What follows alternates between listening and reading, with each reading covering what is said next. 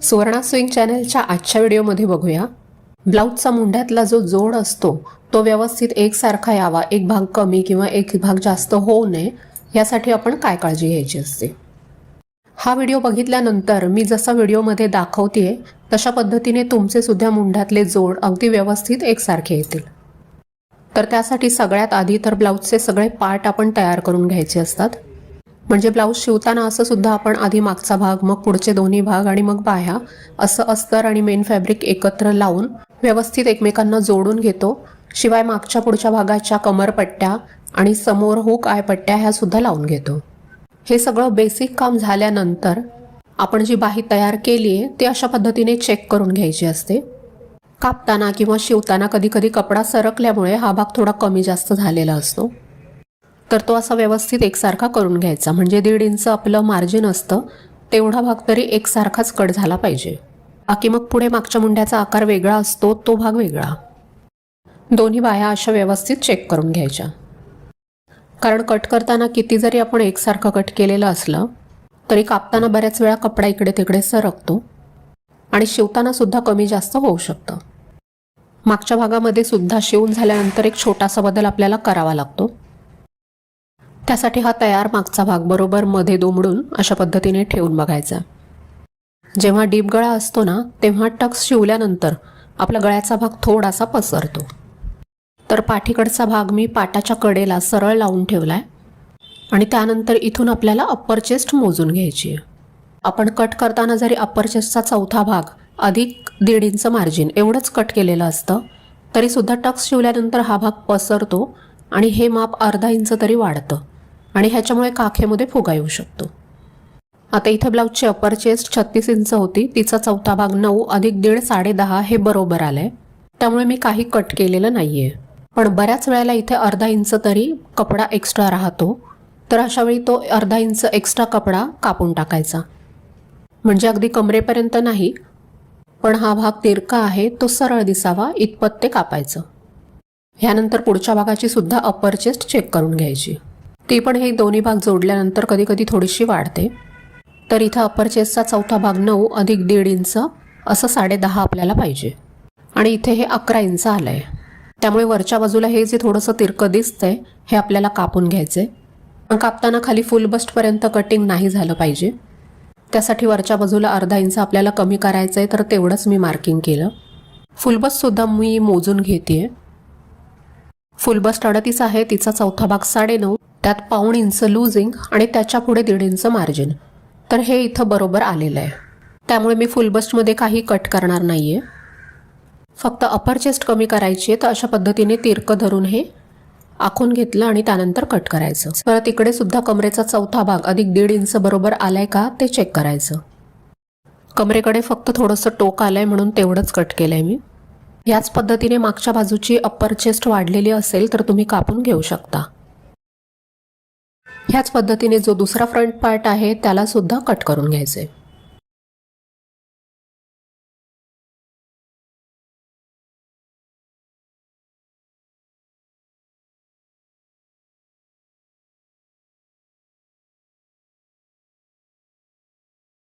दोन्ही पुढचे भाग चेक करून झाल्यानंतर आपली हुक आणि आय पट्टी असते ती व्यवस्थित एकमेकांवर ठेवून इथे चेक करायचं।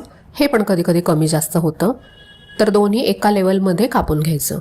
नाहीतर नवीन शिकणाऱ्यांचं बऱ्याच वेळा असं होतं की पायपिंग वगैरे लावून झाल्यानंतर हे दोन्ही भाग कमी जास्त झालेले लक्षात येतात आणि मग पायपिंग खोलून ते कापून नीट करावं लागतं। हे सगळे भाग व्यवस्थित एकसारखे करून घेतल्यानंतर आता शोल्डर जोडायचे। दोन्ही बाजूच्या शोल्डरला मी डबल टिप मारली आणि बाजूने धागे निघू नयेत म्हणून अगदी कडेला सुद्धा एक टिप मारून घेतली, कारण इथे ओव्हरलॉक करता येत नाही। जशा आपण हुक आणि आय पट्ट्या चेक केल्या तसंच इकडचे भाग सुद्धा चेक करून घ्यायचे, ते कमी जास्त झालेले असतात कधी कधी। दोन्ही भाग व्यवस्थित सपाट एकमेकांवर ठेवून बघायचे आणि जेवढा भाग एक्स्ट्रा झालाय तेवढा व्यवस्थित मार्किंग करून कापून टाकायचा।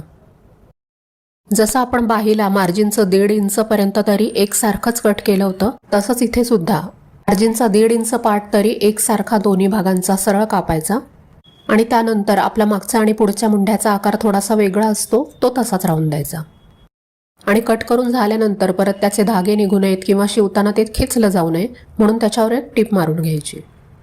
आपण नवीन नवीन शिवायला शिकतो ना, तेव्हा बऱ्याच वेळेला आपल्याला कपडा पूर्ण करायची घाई असते किंवा ब्लाऊजमध्ये स्टेप इतक्या असतात की नवीन शिकताना त्या सगळ्याच लक्षात राहतात असं नाही. आणि त्याच्यामुळे मग काय होतं की ब्लाऊज तयार होतो तेव्हा त्याच्यात थोडंफार काहीतरी कमी जास्त तरी झालेलं असतं किंवा फिनिशिंग मनासारखी आलेली नसते. खास करून आपण ही फिटिंगची शिलाई मारतो तेव्हा दोन्हीपैकी एखादा भाग कमी जास्त झाला की मग लक्षात येतं की अरे आपल्या मुंढा जोडण्यात काहीतरी गडबड झाली असावी. त्यानंतर पुन्हा ते उसवावं लागतं. बऱ्याच वेळेला तर काय चूक झाली ते लक्षातच येत नाही.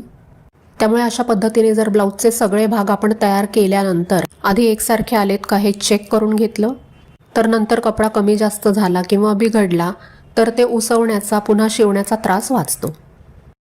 आता जेव्हा हे दोन्ही भाग एकसारखे आलेत आणि त्याला आपण व्यवस्थित एकसारखी कापून घेतलेली बाही लावली तर त्याच्यामध्ये चूक होण्याची शक्यता अगदीच कमी राहते. शोल्डर जोडून मुंड्याकडचे दोन्ही भाग एकसारखे कट करून घेतल्यानंतर मी आधी पायपिंग करून घेत असते. ब्लाऊजला पायपिंग कशी करायची ह्याचा सुद्धा स्वतंत्र आणि सविस्तर व्हिडिओ चॅनेलवर आहे. आता ह्या मुंड्याकडच्या भागाला बाही जोडताना सुद्धा आधी जो मध्यभागाचा नॉच आहे तो शोल्डरवर बरोबर ठेवून चेक करून घ्यायचं.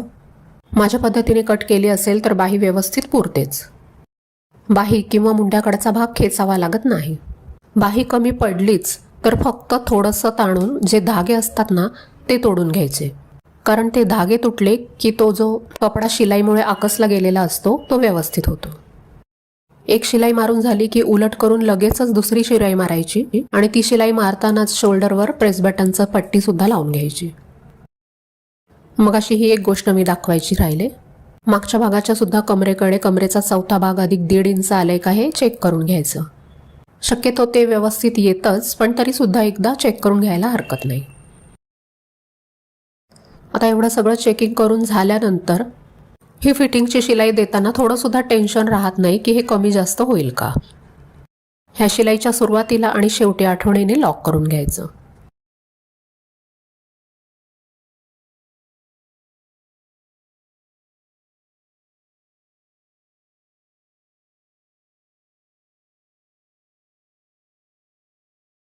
ह्यानंतर बरोबर 1.5 इंच आतमध्ये आपल्याला फिटिंग करायची आहे. सगळे भाग तयार झाले तेव्हा आपण सगळी मापं अप्पर चेस्ट फुल बस्ट ही सगळी मोजून घेतली होती कमरेपर्यंत सगळी. त्याच्यामुळे आता फिटिंग करताना आपल्याला पुन्हा अप्पर चेस्ट किंवा फुल बस्ट मोजण्याची गरज नसते. आपण जर बरोबर 1.5 इंच मार्जिन सोडले तर 1.5 इंच आतमध्ये टीप मारली तर तो ब्लाऊज बरोबर फिटिंगला येणार. कमरेकडे सुद्धा कमरेचा चौथा अधिक 1.5 इंच आपण दोन्ही बाजूंना बरोबर घेतलं होतं, तर आता हे बरोबर 4 इंच एक्स्ट्रा आलंय. त्यामुळे शिलाईपासून आत 1 इंच आपण शिलाई मारायची. नवीन शिकत असाल तर अशा पद्धतीने 1.5 इंचावर खुणा करून व्यवस्थित पट्टीने आखून घ्या आणि त्या लाईनवरच टिप मारा. नवीन शिकताना बऱ्याच वेळेला कोणत्या क्रमाने ब्लाऊज शिवायचा हे विसरायला होतं. त्यामुळे तुम्हाला आवश्यकता वाटलीच तर ह्या स्टेप्स तुम्ही सरळ वहीमध्ये लिहून घेऊ शकता की कोणत्या भागानंतर कोणता भाग शिवायचा आणि कशानंतर काय करायचं.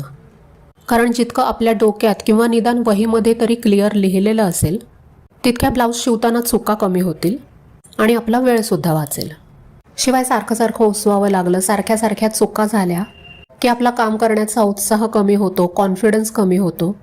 त्यामुळे नवीन शिकणाऱ्यांसाठी असे छोटे छोटे बारकावे सांगणाऱ्या व्हिडिओजची एक स्वतंत्र प्लेलिस्टच मी चॅनलवर बनवली आहे. तुम्ही ती सुद्धा बघू शकता. बाकी हा व्हिडिओ शेवटपर्यंत पाहिलात त्याबद्दल तुमचे मनापासून धन्यवाद. चला तर पुन्हा भेटूया अशाच एखाद्या नवीन व्हिडिओमध्ये.